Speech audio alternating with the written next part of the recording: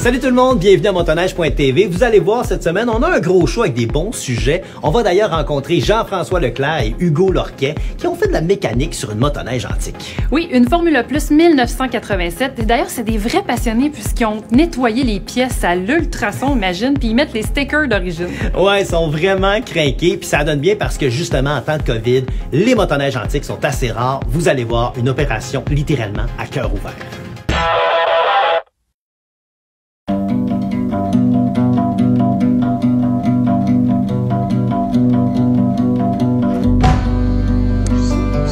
Là doit être aligné sur les petites flèches aussi.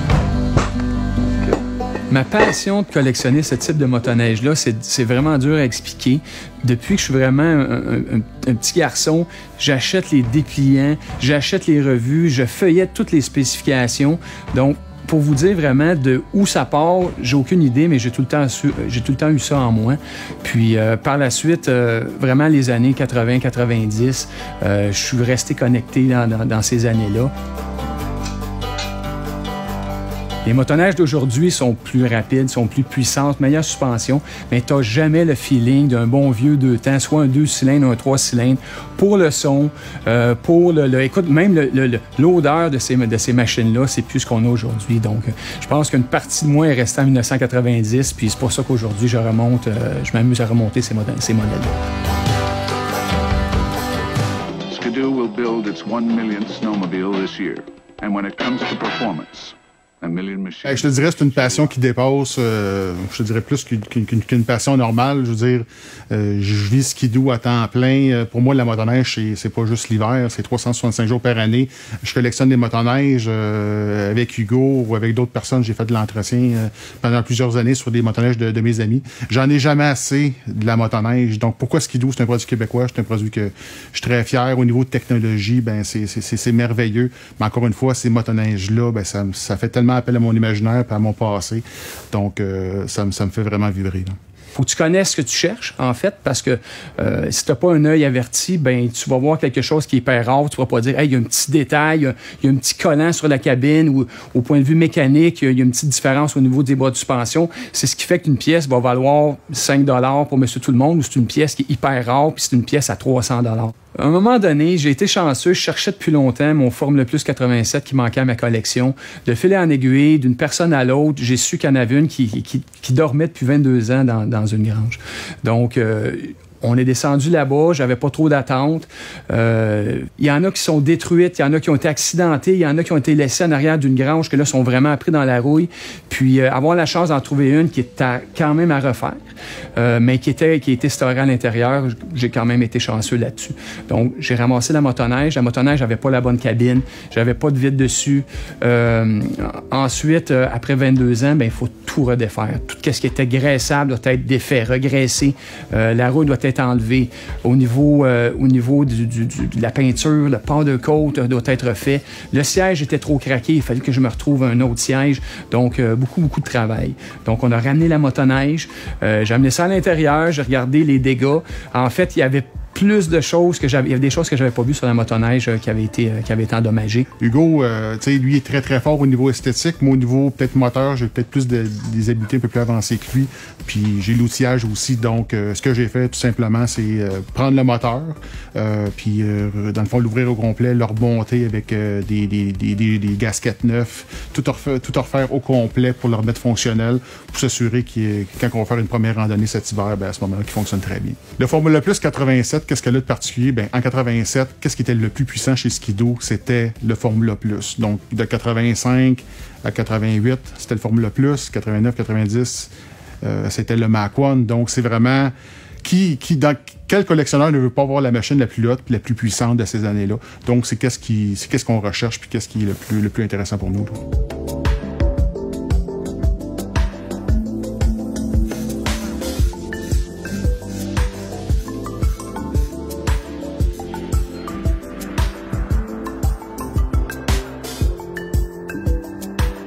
En fait, avant d'aller plus loin, on veut vérifier la compression du moteur. Donc, On a repris le moteur d'origine, on a essayé on a passé les pierres, on a vérifié les spécifications au niveau des rings, des pistons, mais on veut quand même s'assurer qu'il y a assez de compression, les compressions ne sont pas trop loin l'un de l'autre. Quand c'est remonté à neuf ou d'origine, c'est environ 150 PSI, c'est là que tu vas avoir toute ta puissance. Plus tu es bas, tu vas perdre de puissance, puis aussi il va être difficile à partir, donc tu vas avoir différents problèmes à ce niveau-là. Les bougies? Bon, fait que j'ai fait une bonne job. Ouais. Yes, sir. Parce qu'il était pas C'est drôle à dire parce que tu me demandes aujourd'hui de rouler une vieille motoneige pendant une journée ou rouler ma motoneige récente.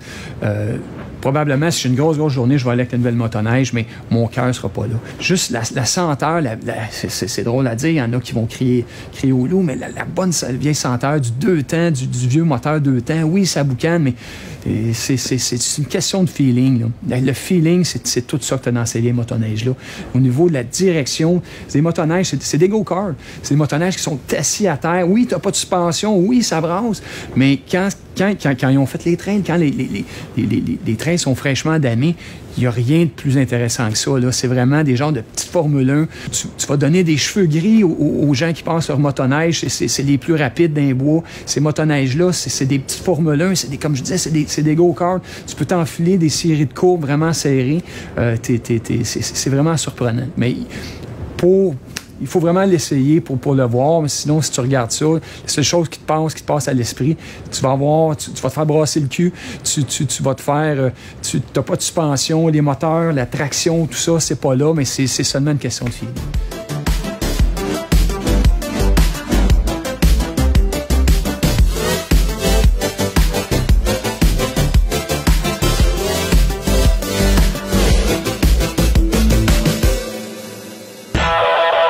Comme à tous les shows de motoneige.tv, on évalue une motoneige pour vous, pour que vous en appreniez davantage. Aujourd'hui, on teste une motoneige Ski-Doo. Oui, un Expédition 600R SE 2021, une super motoneige 2 temps, 20 pouces. La particularité cette année, c'est qu'il y a des amortisseurs au gaz. J'ai pu faire le tour de tout ça avec André Tremblay de chez Imperium Chicoutimi. C'est bon ça, on va voir ça.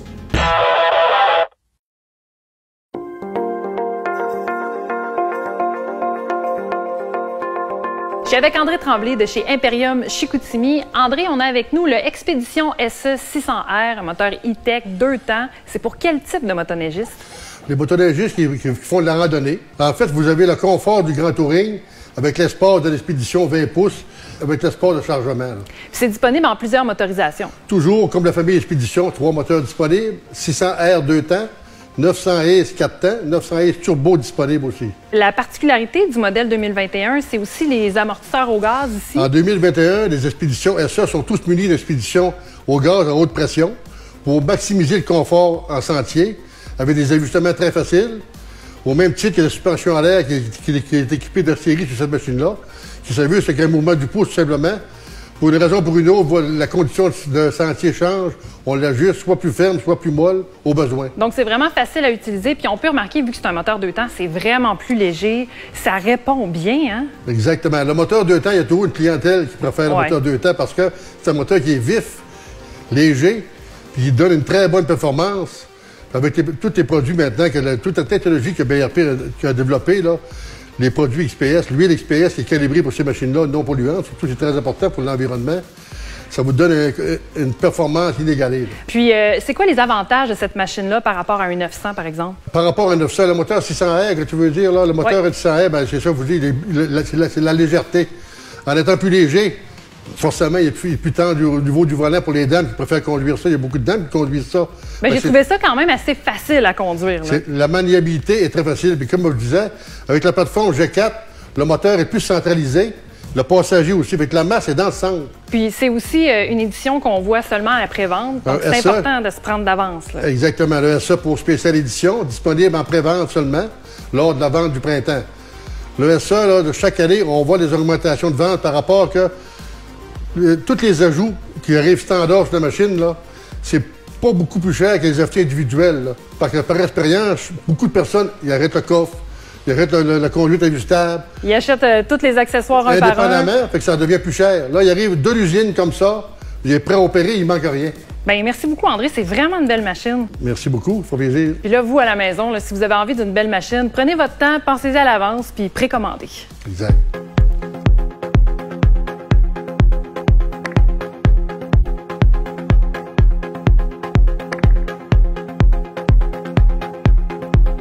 Cette motoneige-là s'adresse à des personnes qui veulent faire un peu de sentier, qui veulent faire du travail avec la machine. Puis ce qui est le fun, c'est qu'elle a un paquet d'options, un paquet de coffres avec le système Link. On peut voir qu'on peut mettre des coffres à l'arrière, on peut mettre des traîneaux, on peut aller au chalet avec la machine, puis on peut aussi partir en sentier à deux. On a le siège, on a même un coffre en dessous du siège qui est super pratique. Tu sais, moi, quand je pars en voyage, j'ai tout le temps plein de bagages, là, donc là, j'ai vraiment de l'espace pour les mettre.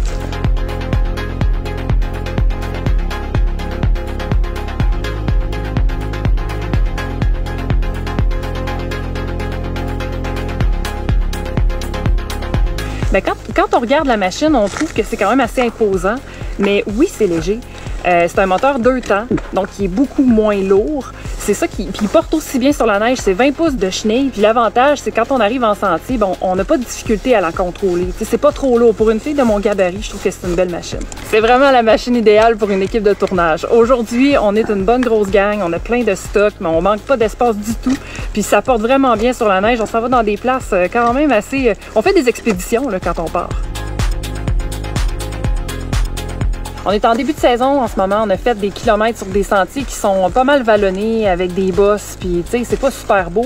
Par contre, avec une motoneige comme celle-là, avec des amortisseurs au gaz, l'avantage, c'est que ça s'adapte tout de suite aux conditions de sentier, ce qui fait qu'on est tout de suite à l'aise sur la motoneige. Puis, on peut vraiment déjà en profiter en début de saison. C'est une bonne motoneige. Ce type de machine-là, c'est confortable. On peut aller partout. J'ai pas peur de rester pris. Si je reste pris avec ça, je suis capable de me déprendre toute seule. C'est fort, ça va partout. Je peux aller au camp. Je peux aller à la pêche sur la glace, je peux aller faire du sentier, je peux aller au chalet. Tu sais, ça s'adapte vraiment à toutes les situations.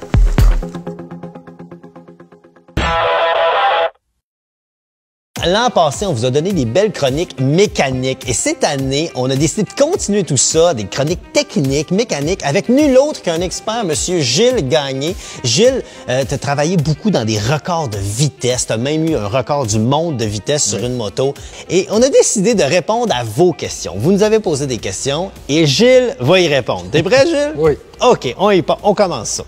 Alors, j'ai Benoît qui me pose la question. Est-ce que c'est vrai que si je mets de l'essence super dans ma motoneige, je vais gagner en performance?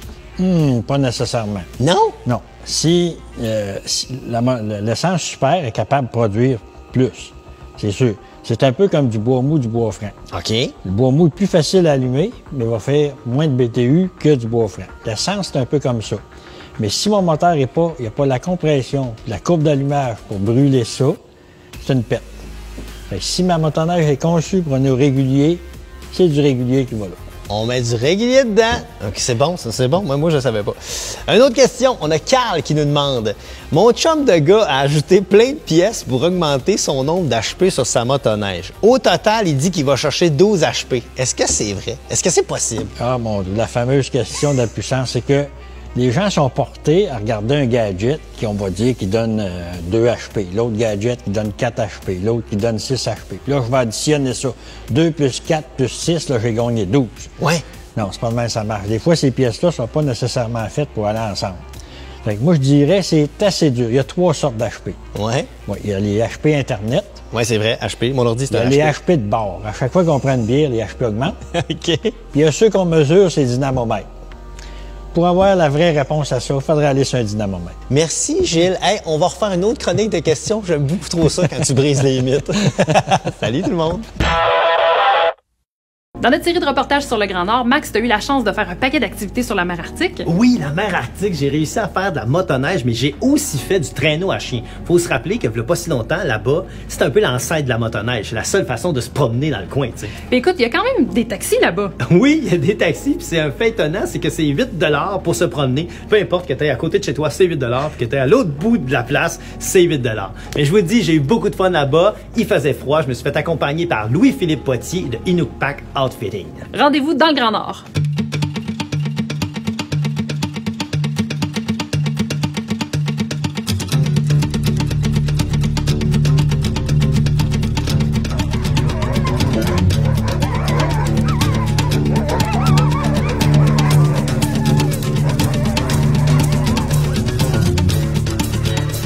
Je suis avec Louis-Philippe, Louis pour les intimes, qui est copropriétaire chez Inuktaq Outfitting. Aujourd'hui, on est au Nunavut, dans le Grand Nord, à Iqaluit.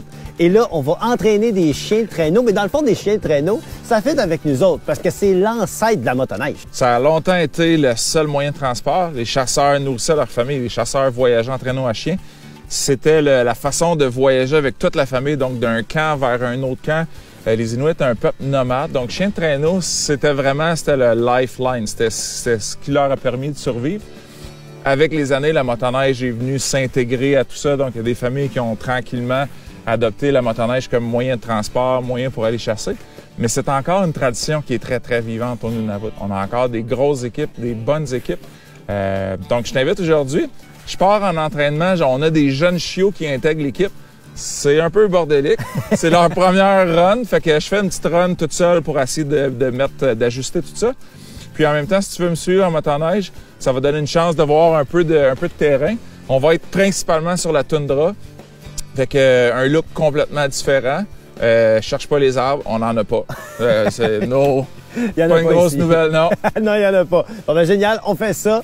Je monte là-dessus puis on fait ça. Parfait. Merci, le plus grand. Iqaluit, c'est un monde à part. C'est un monde que peu de gens ont eu la chance d'aller. Imaginez ça, vous pourriez être en train de faire du traîneau à chien sur l'océan gelé de l'Arctique. Inuktaq Outfitting offre différents forfaits. C'est même possible, dépendamment de la saison et du temps de l'année, de se promener sur la toundra et dormir à la belle étoile.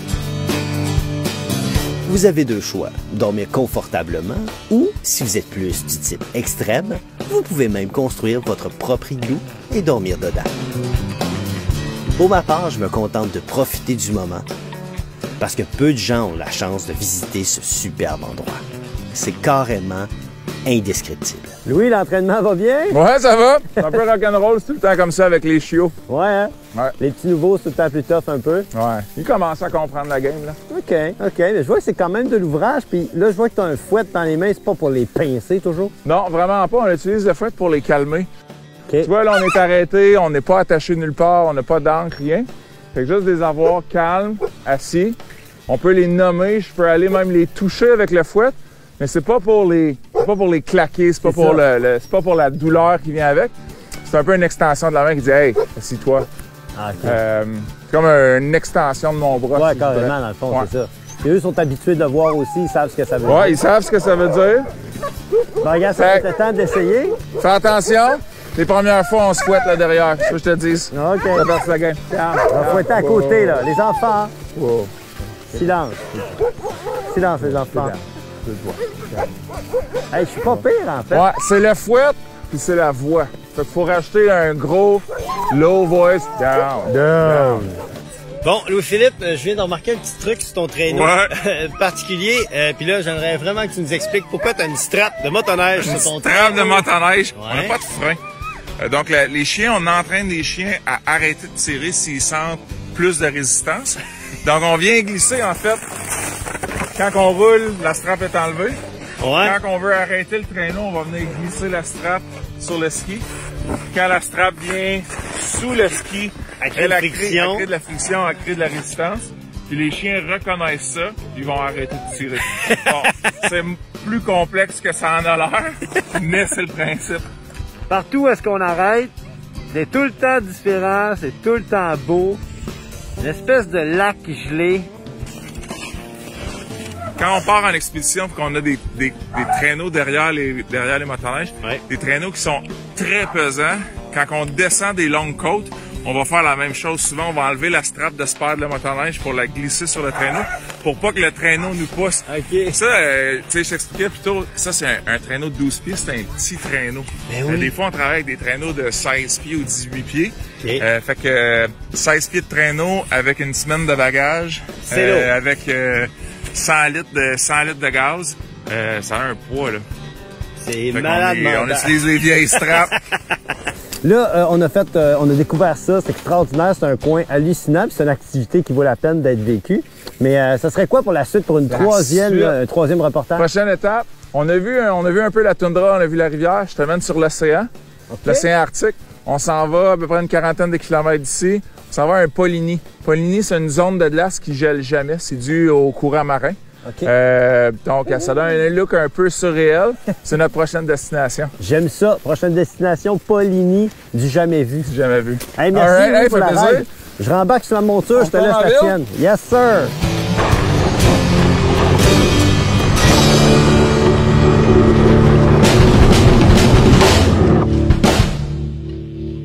Soyez des nôtres la semaine prochaine. Max continue son aventure dans le Grand Nord. Et petit indice, moins 60 degrés Celsius. Ouh, moins 60, moi je connais pas ça, mais par contre les images sont écœurantes. Bye tout le monde! Bye!